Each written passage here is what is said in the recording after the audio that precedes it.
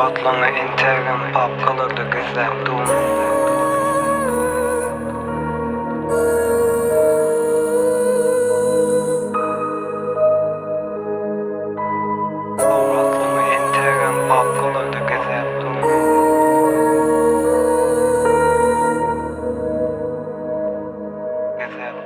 Salam qovmi, açacaklarım kən sana. Yaprak ağaçtan qaçtı, güyüz oldu baxana.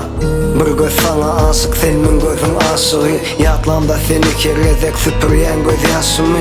Sen bozup yaşadın, men kedine onarmak. Sen niyetin çağı deldi, yalanları doğurmak. Doğulmadık çağan näme, günäsi bar.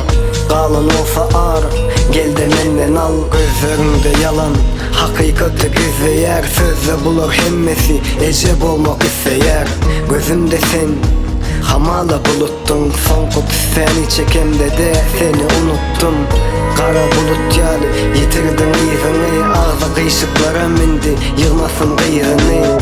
Pulu sağa dalarsın, yöne vakti del. Meni aldap bilirsin, yöne vakti del. Yöne vakti del.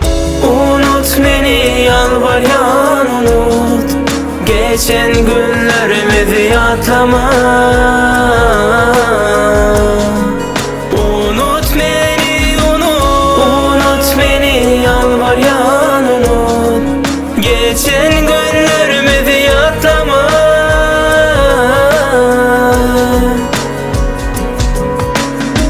Sığana aklıma men nädip bollum yatsama. Vada berip seyen yarım bollum bugün yatlama. Nirede ol gürleşen günlerimiz giyceden dama. Sen üçün ansat olsa da unutma kıyınmama. Duşuşan yerlerimi göz yaşım seyleder. Her gün sana garaşan deyip belki de şu gün geler. Menem başarsadım sen yalı bolmogy. Yürek bilen näle dilim bilen seymogy. Sen hakta sonra sonu ursogum gıyıl yar. Bu yalnız halımı görüp keveme ağlayan. Nem üçün ananım sana, nem üçün ağlanım. Nem üçün sen diye pa deyip ecemi ağlattım. Allah'ın genlik ve unutayın geçmişimi. Pul üçün sevgisinden geçip bilen şolun sağını. Belki bu yanlışımdır, sen bana tay dersin. Yöne edil hazır sensin, gelen ok yaşasın. Unut beni, yalvaryan unut.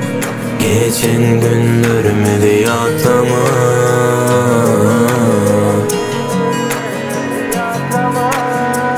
Unut beni, yalvaryan unut. Geçen günlerimi de yatlama.